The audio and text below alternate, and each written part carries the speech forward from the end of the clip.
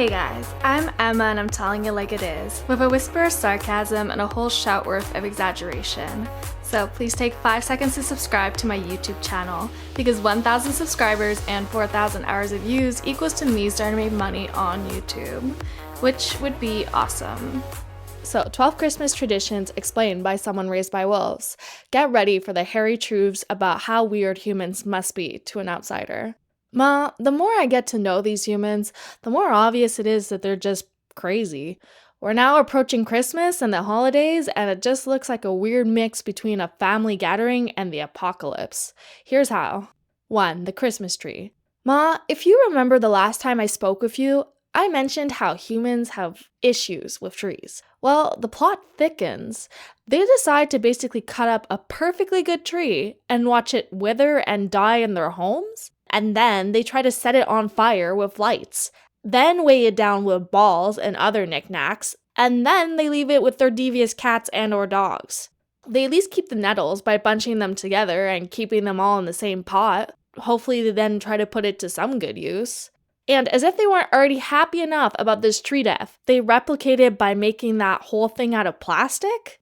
Maybe they're hoping to replace the real ones with the plastic ones, so as not to destroy all the forest.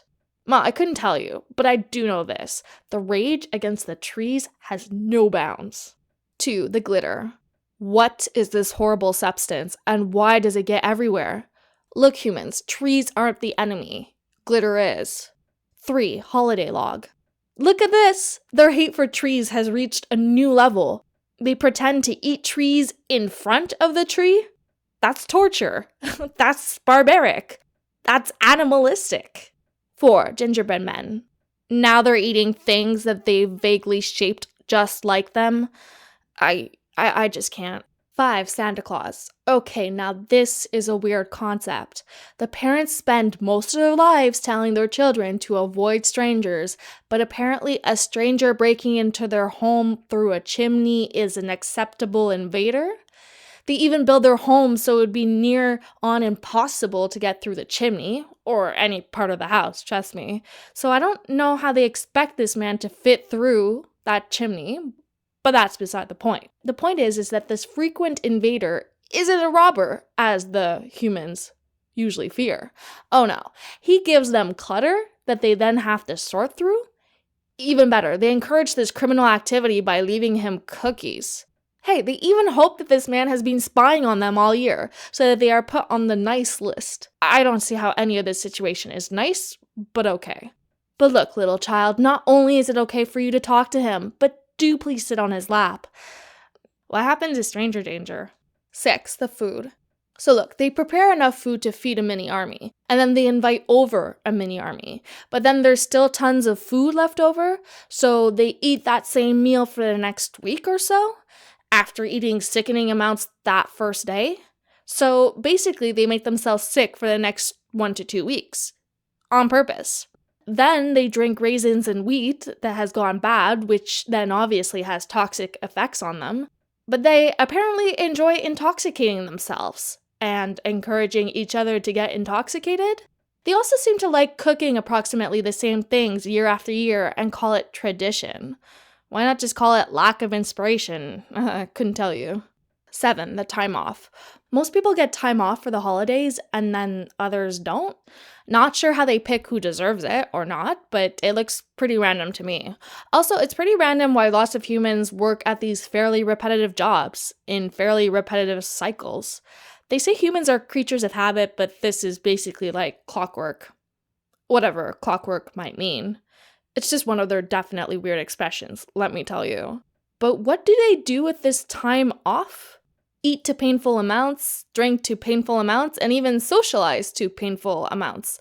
Like they're trying to compensate mostly living in their individual caves to then becoming fused at the hip?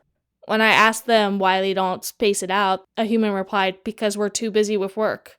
They also use that expression, too busy. Not sure what it stands for, but I'll probably figure it out. Someday. 8. Presents. There's such a dizzying array of things a human can give to one another. Why they don't settle on the occasional caught prey of the day is beyond me. But then they insist on making it a surprise, which is strange considering how varying their tastes are. Also, the one human friend I tried to make didn't like the rabbit I gifted them. But I think I got the concept right.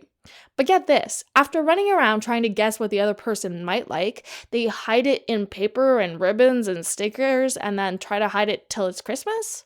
Why not just simply give it to them on the day, unwrapped? It's already enough trouble. It also looks like some kind of competition. Who gets who the best gift? Who got who the biggest gift? Who got who the most gifts? Call me simple, but I think they're missing the point. Wait, is there a point to all this? 9. Boxing Day. Okay, I thought boxing was this, but apparently it's this too. Now, how are these two things similar? Don't look at me like that, I'm asking you. Now, this Boxing Day happens right after Christmas, after everyone's gotten all they've ever wanted and everyone spent all their money to then buy more things. Also, it sometimes leads to fights after a supposedly peaceful holiday. Seriously, it makes no sense. 10. The people. My honest doggone opinion is that everyone weirdly keeps trying to pretend that everything is perfect. The food is perfect, the decor is perfect, the gifts are perfect, being all cooped up together for extended periods of time is perfect. Seems like it would be really exhausting. Looks exhausting.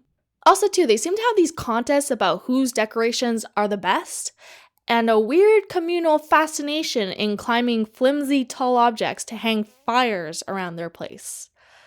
Looks kinda dangerous, in more ways than one. But one thing I have to say, why are their babies so loud? Why? 11. The traveling. Alright, most modes of transportation for humans doesn't make sense to me. Already, they don't use their 4 paws like normal animals, but hey, it gets weirder. They like to rely their bodies to tin cans their size, or slightly bigger, traveling at ridiculously high speeds to hopefully get to point B on time and safely. But their senses are already so dull, you'd think they would proceed with more caution.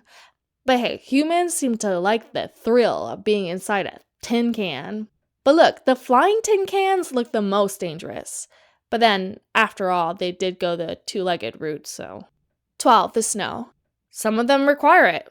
Others would rather avoid it. If I had the chance to choose, you bet I would avoid it. It's cold enough, even with fur. But these humans have no respect for their fur. They would rather chop most of it off and wear all kinds of cumbersome layers. Worse, they think it's cool to steal other animals' furs. Just grow your own. But no, they would rather pay somebody to make clothes. And this winter gear apparently isn't cheap. Look, maybe I should just give up and just be a wolf. These humans are pretty hard to understand.